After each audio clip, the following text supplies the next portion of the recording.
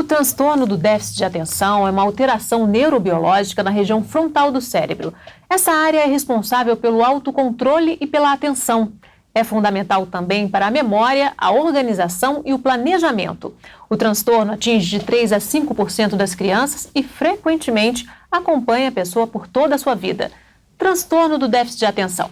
Esse é o tema em questão no programa de hoje. Nossa convidada nesse primeiro bloco é a psiquiatra Maria Fernanda Baceres. Muito bem-vinda, obrigada pela participação. Obrigada pelo convite, é bom estar aqui.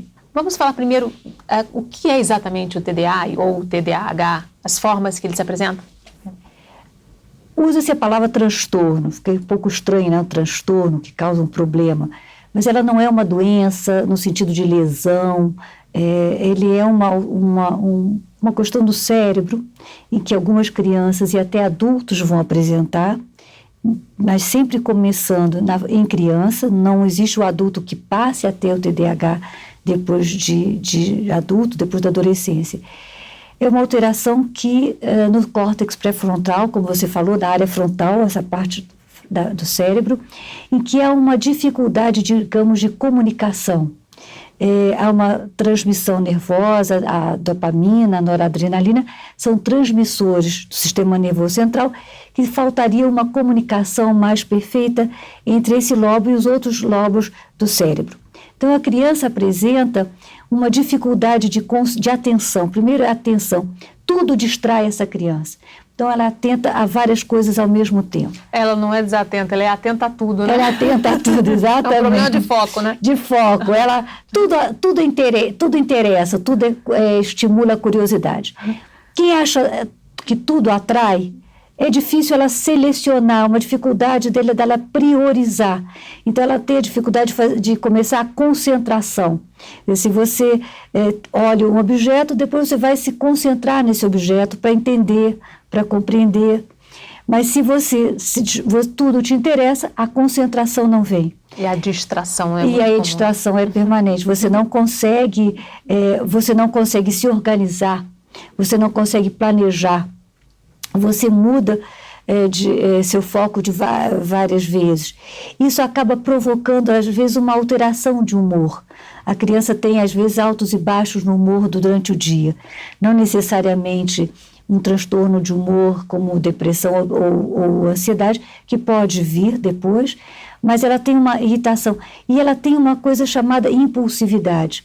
Ela age primeiro. Ela não pensa, ela age. Ela está no meio de uma pergunta, ela já quer te dar a resposta. Ela está numa prova, ela já quer entregar a prova. Eu me lembro que tinha uma criança que eu atendia e que ele era muito inteligente, porque isso não compromete a inteligência. Ele tinha vontade de brincar, ele não aguentava ficar muito tempo em sala de aula. Quer dizer, a questão do tempo, né? O tempo é rápido, porque ele quer outras atividades. Ele tem muitas vezes acompanhado de uma chamada hiperatividade, uma atividade maior do que é esperada para a idade. Uma coisa importante é a contextualização das atividades, da concentração e do movimento a cada idade. E esse meu paciente, ele dava cola para os outros alunos, para eles acabarem rápido a prova, para eles poderem irem todos para o recreio brincar. E ele não se continha, a professora mandava ele ficar quieto e ele rodava a sala toda. Então ele acabava saindo mais cedo da prova. Em vez de poder ficar esperando sentado com os outros, ele saía para não atrapalhar a prova dos outros. Então nós temos uma dificuldade de atenção, de concentração, de organização e planejamento, uma oscilação de humor durante o dia, uma impulsividade muito grande, que faz com que na vida adulta, às vezes o adulto diga alguma coisa desagradável, ele não pensa antes de responder, ele não pensa antes de fazer um comentário. A gente diz assim, às vezes, meteu a pata, né? Diz uma coisa que depois ele fica meio sem graça. Se ele tivesse pensado bem, ele não teria feito aquele comentário. Só que ele não consegue, né? A diferença é que ele não consegue, né? Ele tem que ter consciência da sua impulsividade para ele aprender a esperar. A gente vê a impulsividade em criança, são aquelas crianças que não conseguem brincar. Ela pega uma coisa, depois ela pega outra. Isso não é só da desatenção ou do interesse. É a coisa impulsiva. Quero aquele brinquedo, quero aquele outro brinquedo.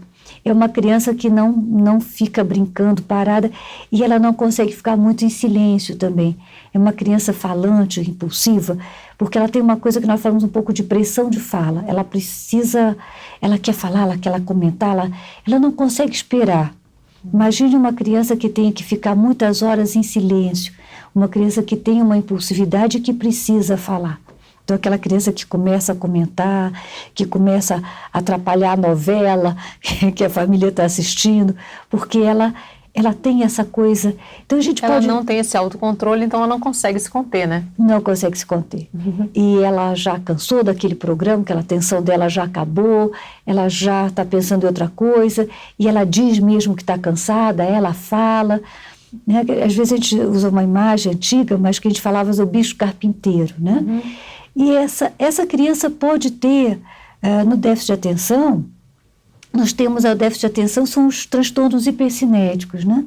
Nós temos a criança ou o adulto com déficit de atenção e impulsividade, e hiperatividade ou não. É verdade que todos eles têm um pouco, né, de hiperatividade ou impulsividade, menos só aqueles que predominem o déficit de atenção. Então, nós podemos falar que nós temos o déficit de atenção com comorbidade com a hiperatividade e impulsividade ou sem a hiperatividade. Ou seja, é um leque amplo aí, né? Na verdade, não há uma característica só, são muitas características. Daí o profissional para conseguir identificar, né? Identificar. Você tem que identificar, você tem que, por exemplo, acredita-se na questão genética que o Y, que é um dos genes masculinos, né, e nós somos o X, tenha uma carga, porque a gente vê que da hiperatividade, porque é mais comum a hiperatividade acentuada nos meninos do que nas meninas. Podia-se pensar numa questão cultural, de uma repressão maior às meninas, às mulheres, mas se vê que não, que é uma carga genética. Talvez seja uma coisa ligada, então, ao cromossoma Y. E é importante ver, se é importante um profissional, e não só o Google, não tem nada contra o pai dos burros, como se diz, né? O grande oráculo. O oráculo, né? Mas é importante um profissional, porque nós temos que diferenciar da criança que não tem limite, uma questão de educação. Nós temos que separar de pais altamente permissivos. Hoje nós temos pais altamente permissivos, que é proibido contrariar a criança. Então nós temos verdadeiros tiranos em casa, em alguns casos. Então essa criança não sofre necessariamente de uma hiperatividade, mas ela tem uma falta de limite, o que é diferente. É uma questão de educação. Às vezes os pequenos tiranos não são nada simpáticos. O oposto das crianças com déficit de atenção e hiperatividade. Às vezes são muito simpáticos, bem-humorados, capazes de se concentrarem e são até obedientes. Eles não desobedecem, eles têm dificuldade de manter aquilo que foi pedido a eles. Mas eles não têm a questão do comportamento de desafio e oposição, que é muito comum na criança que não tem limite. Não quer dizer que a criança hiperativa não tenha o desafio e oposição. Seria importante falar até das comorbidades, né? A criança que tem esse déficit de atenção, hiperatividade e impulsividade, ela às vezes tem uma baixa autoestima, porque ela acaba recebendo apelidos na escola, né? Então ela às vezes se sente diferente das outras, ela fala no meio da aula, ela não fica quieta até o professor acabar de explicar alguma coisa que ela já sabe. Ela às vezes não tem um bom rendimento, tem um esforço muito grande para ela ter um bom rendimento em sala de aula, né, de conseguir atender, pegar a matéria até o fim, porque ela pega metade, ela já se perdeu ali. Ela já se perdeu. Então, nós temos a criança com algumas comorbidades na área da psiquiatria, nós temos crianças com ansiedade, crianças com depressão, é menos comum uma comorbidade com os transtornos bipolar de humor, crianças com transtorno obsessivo-compulsivo, e temos o transtorno desafio e oposição, que é o TOD, e nós temos crianças que chegam a um transtorno de conduta, que são casos mais graves. Aí são quadros mais ligados, os transtornos disruptivos que nós falamos, são os do comportamento são mais graves, são muito ligados à hiperatividade, né? Que a criança... Por isso que é importante também fazer o diagnóstico e tratar. Quer dizer, você consegue um controle da hiperatividade, você melhora o déficit de atenção da criança, com isso você melhora a autoestima dela, você evita a ansiedade, você evita a depressão, você evita a somatização. Crianças que na hora de fazer uma prova, elas não conseguem fazer, elas têm dor de barriga, elas têm dor de cabeça, elas ficam nervosas, elas não dormem, porque elas vão ser avaliadas. E uma criança com déficit de atenção e hiperatividade, ou mesmo só o déficit de atenção, ser avaliada é muito difícil, porque ela já tem a expectativa que ela vai ser mal avaliada, né? Agora, e é importante o diagnóstico nesse sentido. Para reduzir toda essa carga de sofrimento e ajudar realmente essa pessoa a ter mais qualidade de vida, né? Isso. Agora, você falou das comorbidades, elas são muito comuns, né? Inclusive no adulto, geralmente é pela comorbidade que vai se descobrir que ela tem déficit de atenção, né? Elas têm comorbidades. A gente pode falar da área de psiquiatria ou psicologia, que seria a depressão, baixa autoestima, ansiedade. Você vai ter na parte do aprendizado, você vai ter crianças com problemas na leitura, na escrita, na matemática, na própria linguagem. Aí entra a pedagogia, entra a psicologia, a fonoaudiologia.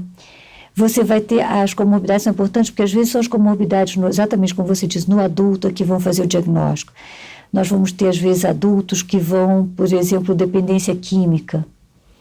A cocaína tem efeitos semelhantes à medicação usada no déficit de atenção e hiperatividade. Não estou dizendo que então vamos usar a cocaína para automedicar, não. Mas você vai encontrar às vezes adultos com dependência química que quando tiveram em contato com as substâncias psicoativas como cocaína, elas reduziram algum sentimento de inquietude que elas tinham, né? Então, a gente vai procurar na dependência química, nós vamos encontrar um diagnóstico de déficit de atenção e hiperatividade. Por isso a importância de que seja diagnosticado logo na infância, para que não passe por todo esse ciclo na vida, para só lá na frente, depois de muito sofrimento, né? Muito sofrimento. Você vai ter dependência química e com uma comorbidade mais tardia, em déficit de atenção, principalmente com hiperatividade não tratada. E a autoestima é a mais abalada, porque essa pessoa ela quer mudar de comportamento, ela quer ser mais organizada, ela quer não ser tão impulsiva, mas ela não consegue, porque é uma questão química no cérebro, Não consegue, é uma questão química. Não é não é preguiçoso, não é vagabundo, não é alguém que não quer nada, não. Eu tive um paciente que ele trabalhava numa profissão que ele tinha que entregar projetos em determinados prazos. Excelente profissional, perdia todos os prazos. Como ele era muito bom no que ele fazia, os clientes tinham paciência com ele, mas ele ficava desesperado. Ele perdia todos os prazos, ele perdia projetos, ele perdia os papéis, era um sofrimento muito grande. E a pessoa se autocobrando, né? E ele se autocobrando, ele não conseguia terminar os prazos chegando, porque existe uma coisa no adulto, que a gente vê na criança e vê no adulto, que é uma questão de dificuldade de iniciar a atividade. Ele fica postergando o início da atividade. Ele sabe que tem que entregar um projeto daqui a 4 dias. Já se passaram 1 dia, 2 dias, ele tem que sentar na prancheta para fazer o projeto. Então, esse início, esse movimento, é muito difícil. A pessoa fica adiando o início. Então, em criança isso existe também, por isso que é importante um professor que saiba, os pais que saibam, que comecem, estimulem ele a sentar para fazer o dever de casa, estimulem ele a estudar para a prova, que ele tem dificuldade. É diferente do aluno que fica embromando, como se diz, né, na gíria. Então, o adulto tem essa dificuldade, então aparece na profissão dele. Muitas vezes ele tem aquela dificuldade com a motivação, né? E o prazo em cima da motivação que faltava para ele conseguir não. Muitas vezes ele perde o prazo, ele fica ansioso, a ansiedade vai interferir no planejamento, na organização, aí ele se perde. E essa ansiedade acaba fazendo com que ele não consiga iniciar. Ele não consiga iniciar. Aí ele fica mais perdido. Por onde começar? Então ele vai apontar todos os lápis primeiro. Ele descobriu que tinha uma régua que faz falta naquele trabalho, naquele momento. Onde será que eu coloquei? Então ele começa por detalhes e ele não vai ao cerne. Ele não senta, por exemplo, na prancheta para começar porque não apontou os lápis, porque sumiu a régua. Porque onde será mesmo? Eu esqueci de tomar aquele remédio que eu tinha que ter tomado antes. Então ele sai da prancheta, ele vai para a cozinha, ele vai beber água, e aí ele começa a ficar muito aflito, porque o tempo está se esgotando, o prazo está passando, e aí a ansiedade é muito grande, e eu tenho que tomar cuidado com o sentimento de derrota, né? Que a pessoa, eu não consigo, eu vou desistir porque eu não consigo. Né? Eu tive pacientes que faltavam uma matéria da faculdade para se formar e diziam, eu não consigo, eu não vou me formar. Era uma matéria. Eles diziam, você vai se formar. Depende de você. Você tem que participar. Uma coisa importante é você participar, você saber da sua dificuldade, você participar. Você participar da sua tentativa de controle, né? Das suas agendas, da sua organização, você fazer um esforço, você sabe que você não consegue priorizar, então você vai trabalhar essa prioridade, nem que você escreva, que você se organize. Você não pode, digamos, entregar os pontos. Você não pode dizer, não, eu desisto. Eu desisto, não, eu vou tentar. E tudo isso com a medicação e o tratamento melhora, né? É muito importante medicação. Nem todos conseguem se sentir bem, algumas pessoas vão ter efeitos colaterais que não vão poder ser superados, né? Então não vai ser possível medicar. Mas uma grande parcela, a medicação resolve. E acho importante a gente falar sobre isso, porque as pessoas falam, meu filho vai ficar dependente, vai ficar viciado, vai ter problemas. Não. Uma criança bem diagnosticada, um adolescente bem diagnosticado, um adulto bem diagnosticado, ele vai ter o benefício da medicação, porque a medicação vai agir no córtex pré-frontal. Ele vai organizar a transmissão dos estímulos. É como se você tivesse uma desorganização dos estímulos e que a medicação organiza esses estímulos. Eles chegando de uma forma organizada, você passa a poder planejar, passa a poder organizar, você melhora a sua atenção, sua concentração. E tudo fica mais leve, né? Fica mais leve. Ok, nós vamos fazer um rápido intervalo. No próximo bloco a gente continua falando sobre o transtorno do déficit de atenção. Em questão, volta em instantes. Até já.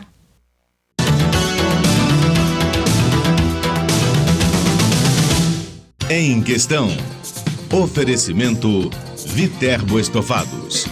Nossos móveis, seu estilo. Em questão, oferecimento Viterbo Estofados. Nossos móveis, seu estilo.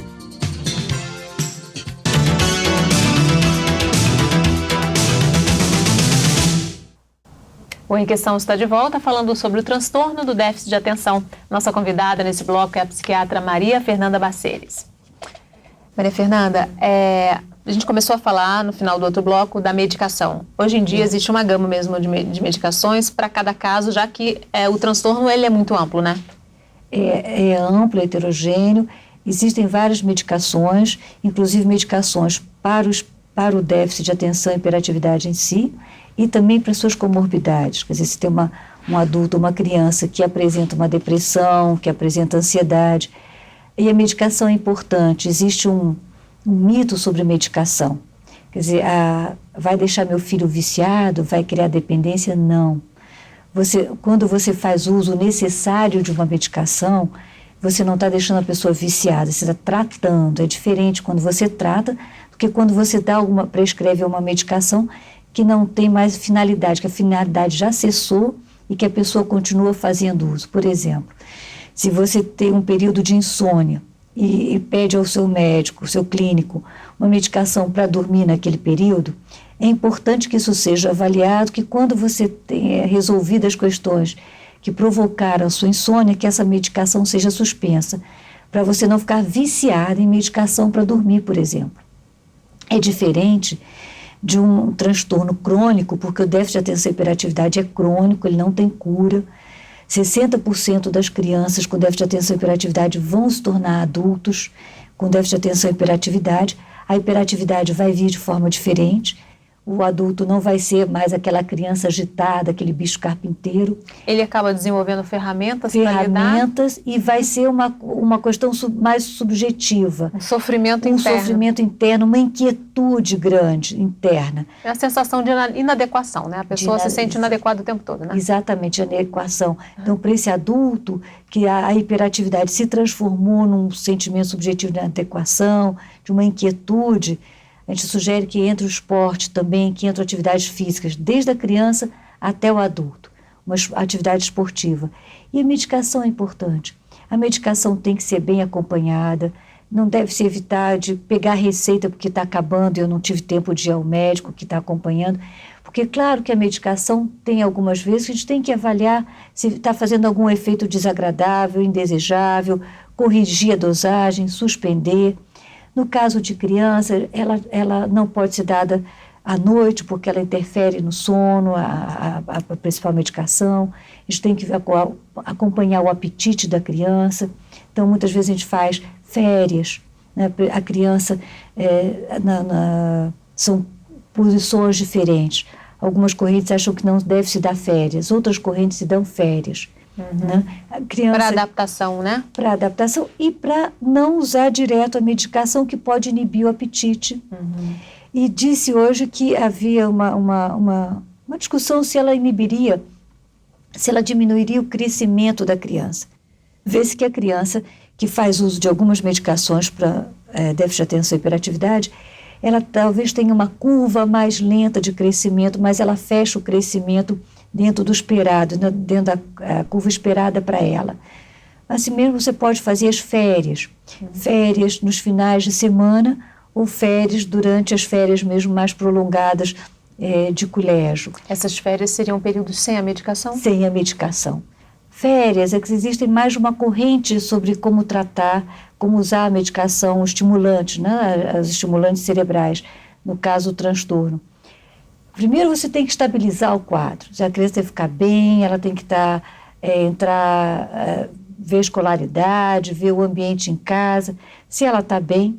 E se ela tiver um grau de hiperatividade que os pais suportem no final de semana, a gente consegue, depois da estabilidade, dar umas férias pequenas, final de semana suspende a medicação, às vezes suspende sábado, volta domingo para já preparar para segunda-feira, por exemplo.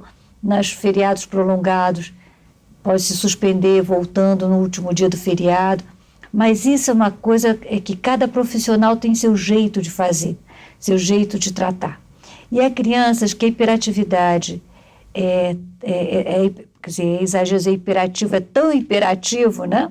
Assim, que os pais ficam exaustos, que aquelas crianças não se aconselha a fazer esse intervalo de férias, de finais de semana, porque a relação familiar vai ficar tumultuada. Cada caso é um caso, né? Cada caso é um caso. E sempre ouvir o profissional, conversar com o profissional, uma coisa importante é que a gente acredite, que a gente faça um elo de confiança. É muito importante essa relação que vai ser estabelecida. Inclusive porque alguns pais também se sentem culpados, né? Quer dizer, o que eu fiz de errado, o que aconteceu. Não, tudo isso tem que ser conversado, não existe culpa. Ninguém tem que sentar no banco dos réus. Existe uma criança que tem um transtorno, um adolescente que tem um transtorno e que tem que ser tratado, diagnosticado, tratado e acompanhado e orientado, né? Quer dizer, a família também recebeu uma orientação. E conforme essa orientação e esse tratamento, não só o medicamentoso, mas também de compreender o transtorno, vai melhorando tudo, né? Vai melhorando tudo, porque também não é só assim, vai lá tomar seu remedinho e pronto, não. O remédio faz parte, uma parte importante para a maior parte das crianças, adolescentes e adultos, não todos, tem sempre pessoas que não se sentem bem, mas faz parte de um conjunto de ações que nós vamos fazer. Quer dizer, a escola tem a parte dela, quer dizer, uma criança que não deve, já que tudo a distrai, tudo provoca interesse, uma criança que deve sentar nas primeiras filas da sala de aula, deve ficar longe da janela, É uma criança que deve ser estimulada, já que ela tem dificuldade, às vezes, de começar alguma coisa, de fazer um movimento. O professor pode dar uma tarefa para ela. Ela pode ser a encarregada, digamos, de alguma coisa da sala de aula, em que ela se sinta prestigiada e motivada a fazer. Então, para essas crianças em casa, o estudo precisa um intervalo. Não adianta estudos prolongados, ela vai ficar cansada. Esse esforço persistente, cognitivo, de estudo, ela fica cansada. Ela não vai conseguir atingir os objetivos, ela vai largar, ela vai começar a se distrair com qualquer coisa que esteja na frente dela. Uhum. Então, até uma dica, você já está entrando nas dicas aí, tem um problema, tem uma questão, tem algo a resolver, fracionar, né? Fracionar, isso, Fátima, fracionar. Divide por partes o problema. Por partes o problema. É uma criança que se você vai, introduz na sala de aula, é uma criança que tem um pouco do quadro negro, mas depois bota um pouco de um filme, bota música, aulas mais curtas.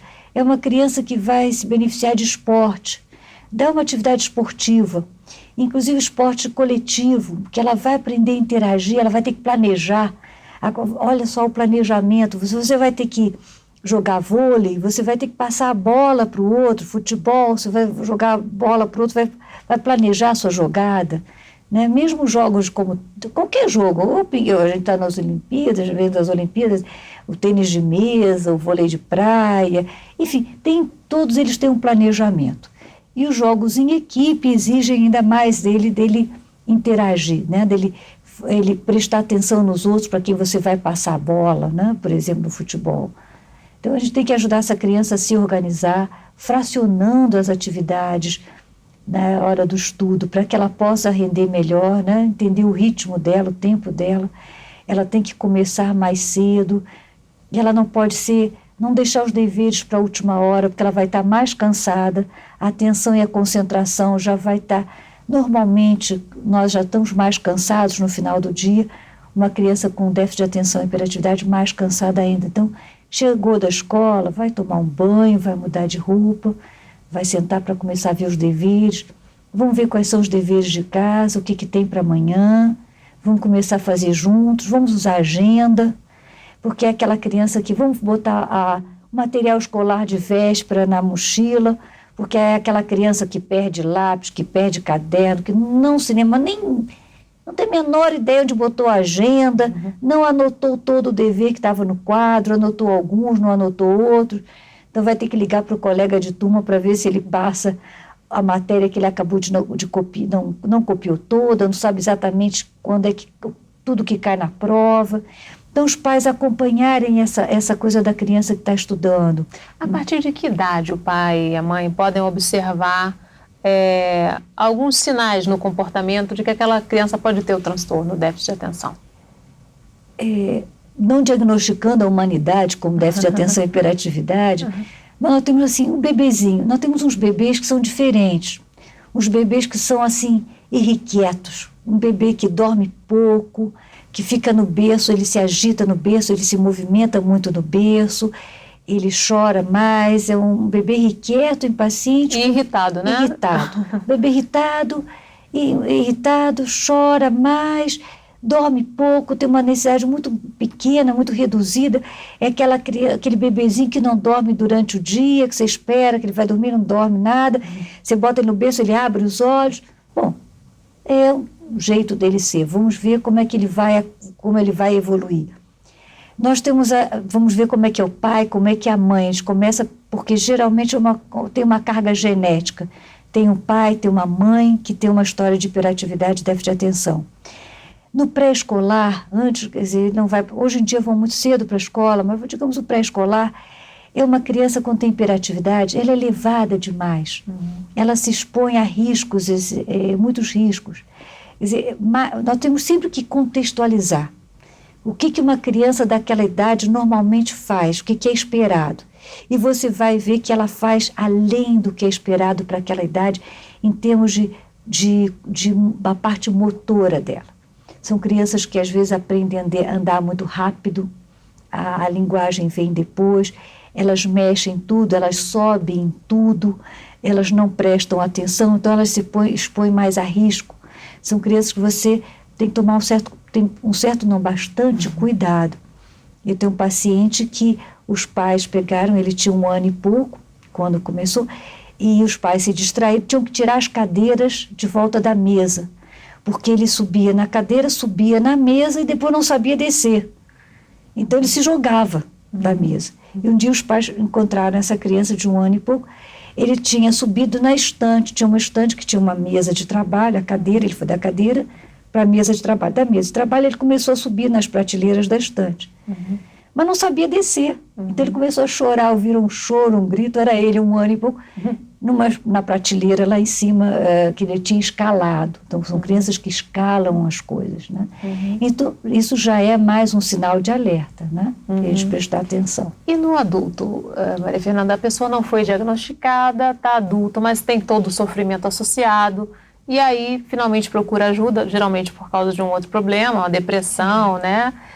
E é possível ainda tratar e ter os benefícios desse tratamento? É possível. E é muito interessante que muitas vezes é o cônjuge que faz o diagnóstico.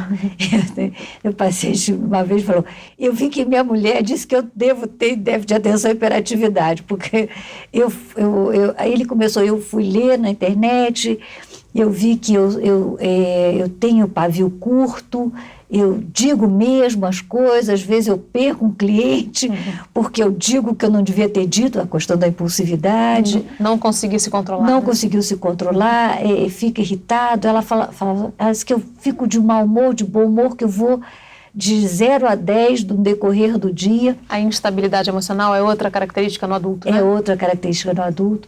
Tem controle, sim. Eu tenho pacientes adultos que só foram diagnosticados na vida adulta e que estão muito bem. Né? Agora tem uma questão, o diagnóstico na vida adulta não quer dizer que tenha se iniciado na vida adulta. É um transtorno que se inicia na infância. Só não foi diagnosticado. Se houver essas queixas e você fizer uma anamnese, uma entrevista, e não tiver queixas na infância ou na adolescência, você tem que prestar atenção em fazer um diagnóstico diferencial do que está acontecendo aí.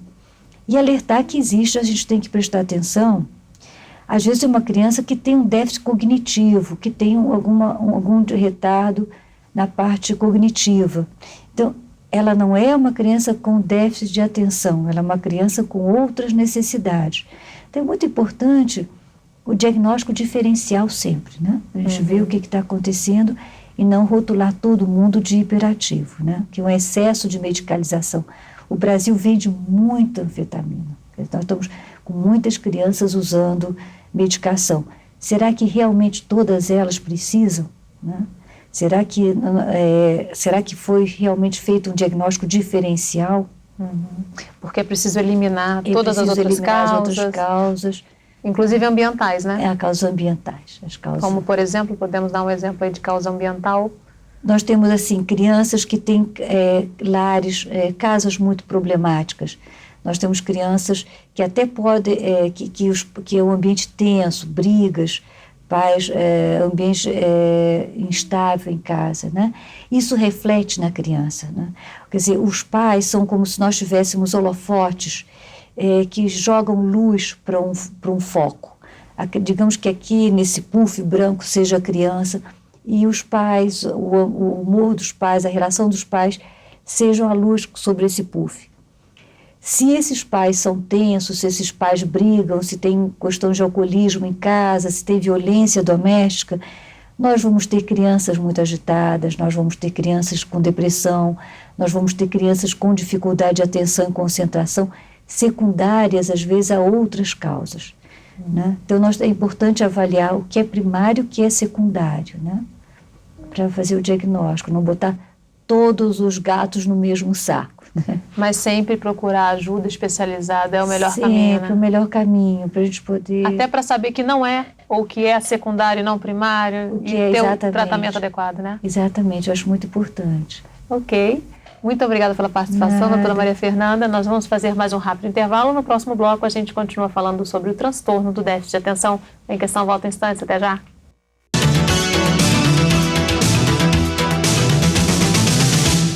Em Questão. Oferecimento Viterbo Estofados. Nossos móveis, seu estilo. Em Questão. Oferecimento Viterbo Estofados. Nossos móveis, seu estilo.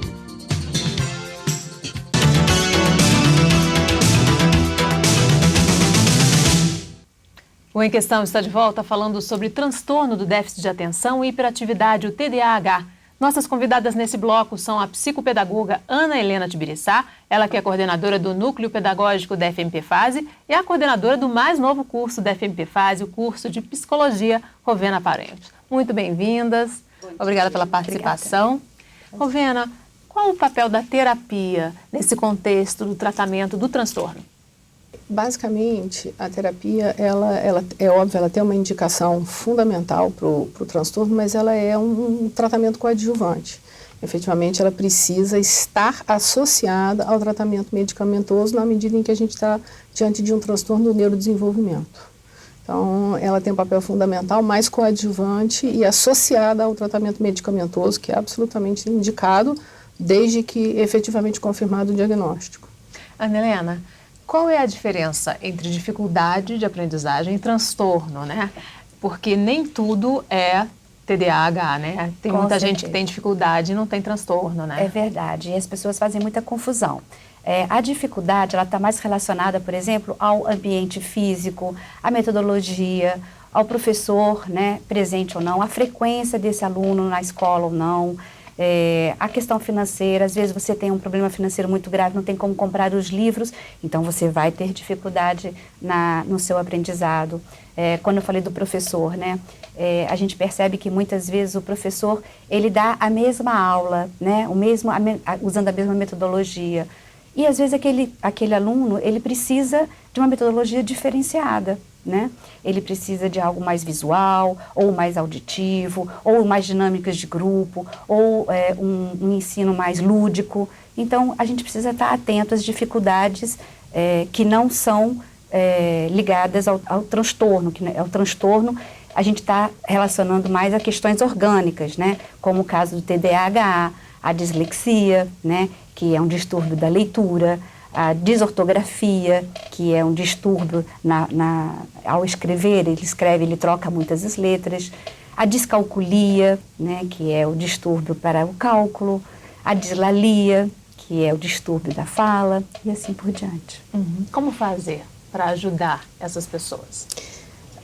De início, quando há normalmente, o TDAH, né, que a Ana Helena estava falando da dificuldade de aprendizagem, até a gente chegar nessa distinção, estamos diante de uma dificuldade de aprendizagem, ou já, pura e simples, ou um transtorno efetivamente instalado.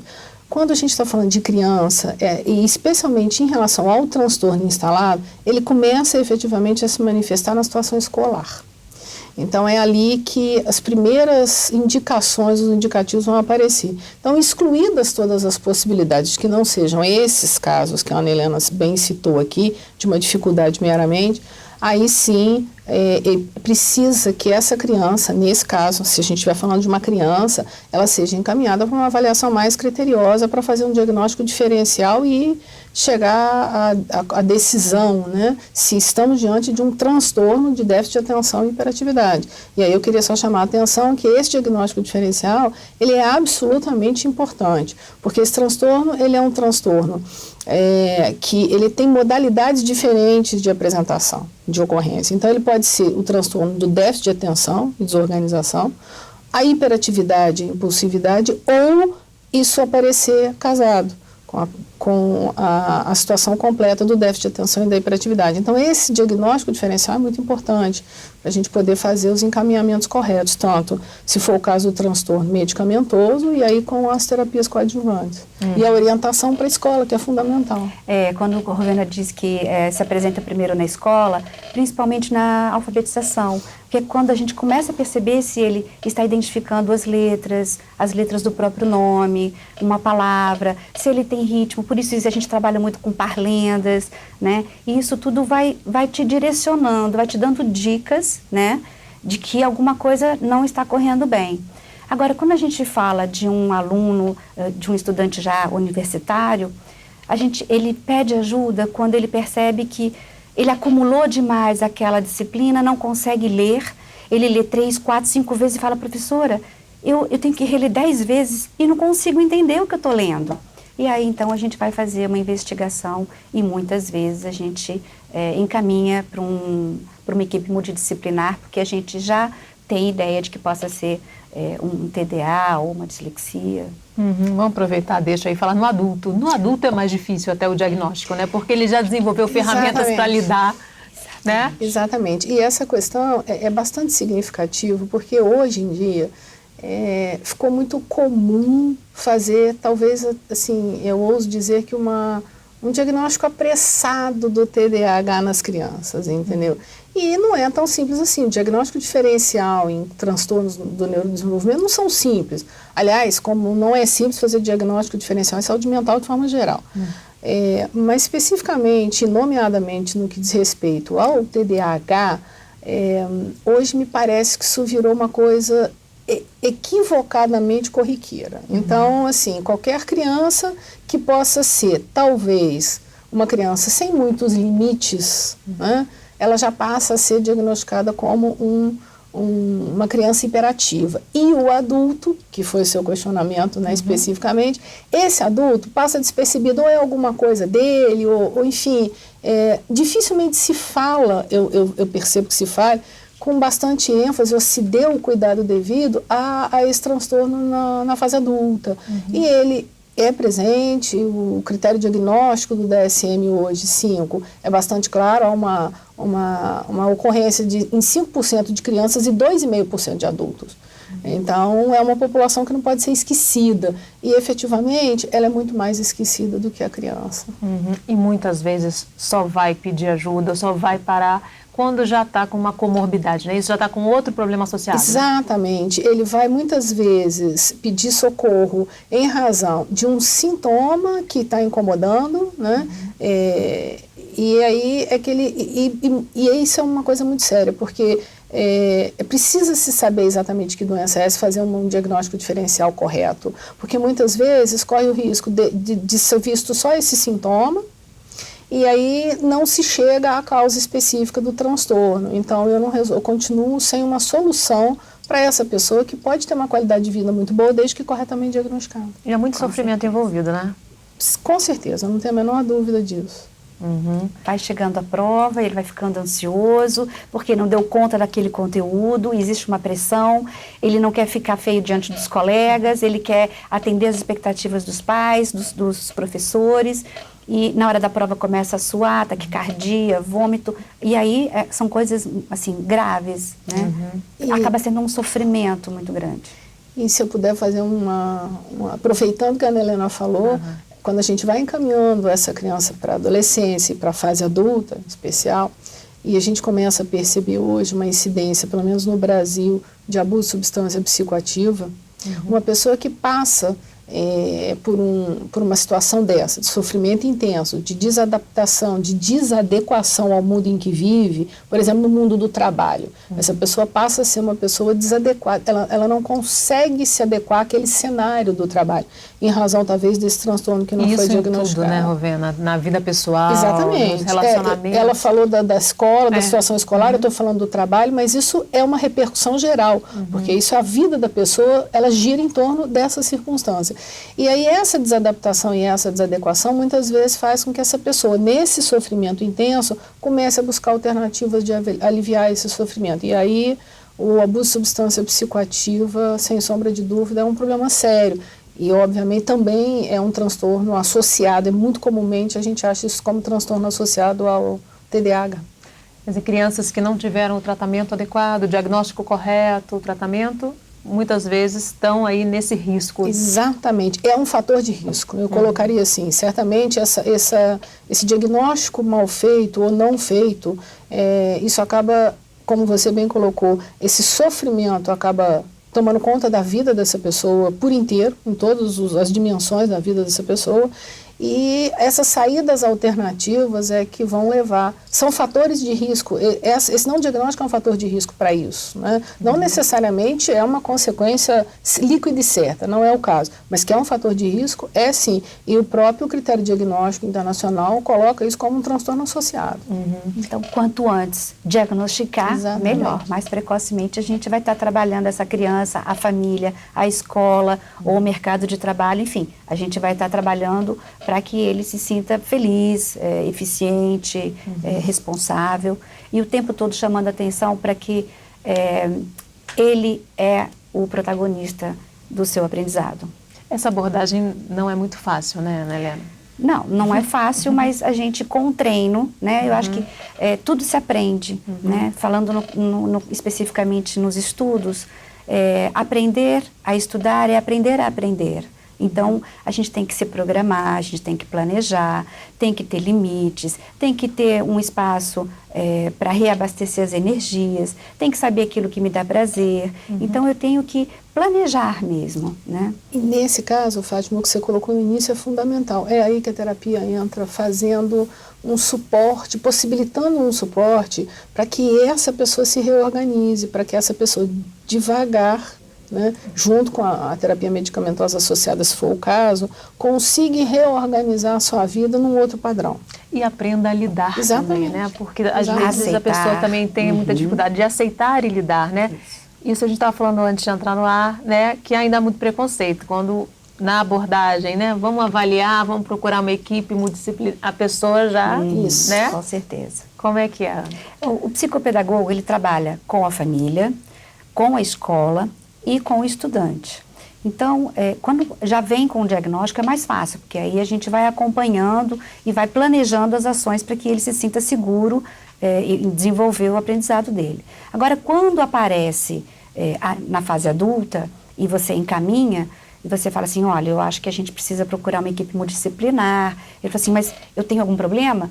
Olha, pode ser que você tenha, assim, um problema de aprendizagem. Isso deve ter um nome, né? Eu vou te encaminhar para uma equipe multidisciplinar, um fonoaudiólogo, um psiquiatra. Psiquiatra? Nossa, pronto. Aí a pessoa fica apavorada. Um neurologista, um psicólogo, né? A gente vai tendo alguns encontros e você vai perceber vamos ajudá-lo, né, da melhor forma possível. A família junto é sempre um apoiador, motivador, né? Isso é muito importante. E com os professores, o trabalho de como lidar, né, com uma turma onde existe a diferença. E a diferença é positiva, né? Ele aprende, os outros aprendem com a dificuldade e eu vou me tornar um cidadão melhor, vou para a minha profissão também, enfim. Ela falou da família, a importância da família estar ali participando e entendendo esse transtorno. É fundamental. Superar as dificuldades que o transtorno impõe a quem é diagnosticado dessa maneira, precisa de uma... Assim, a gente fala precisa, né? Mas é absolutamente importante a presença dessa família. Primeiro, entendendo do que se trata, né? Esclarecendo que isso é uma coisa que pode ser tratada, deve ser tratada, pode ser acompanhada, e uma vez tendo o tratamento correto, essa criança ou esse adulto, eles vão levar uma vida com qualidade, eles vão ter uma qualidade de vida em todos os cenários. Especificamente, quando a gente está falando de criança, esse esclarecimento e esse apoio à presença da família são fundamentais, porque há uma tendência natural, e aí ninguém está fazendo caça às bruxas aqui, é natural que a criança, quando na escola comece a enfrentar essa dificuldade, a família, desconhecendo essa dificuldade, começa a cobrar, e cobrar indevidamente. E isso vira um ciclo vicioso, viciado e viciante, se essa família não tem o esclarecimento devido. Então, essa criança se sente, ou adolescente, se sentem desapoiados, desassistidos, incompreendidos, né? Então, assim, o lugar onde eles deveriam ter o acolhimento a essa dificuldade é o mesmo lugar que, em vez de fazer o acolhimento, não por qualquer outra coisa que não seja a falta de conhecimento sobre a situação. Então, é fundamental a presença dessa família e que esses profissionais de saúde acolham essa família e expliquem efetivamente como é que esse transtorno se desenvolve e qual é a participação efetiva deles nisso. Entendeu? Que não necessariamente isso é uma criança que não leva as coisas a sério, uma criança que tem dificuldade executar. E vai superar essa dificuldade se for assistido e acolhido. Essa criança muitas vezes é vítima de bullying, né? Com certeza. Pode ser que seja.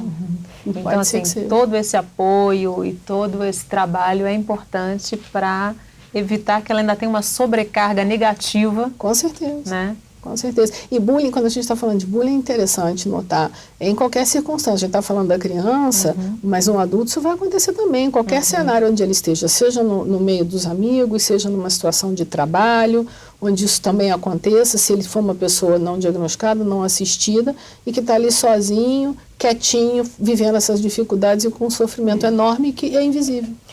Muitas vezes é o rótulo de preguiçoso, burro, é o último a fazer uma anotação, desorganizado, às vezes sujo, né? Porque ele não presta atenção em si, não presta atenção nas coisas, quanto mais, né, prestar atenção em si mesmo.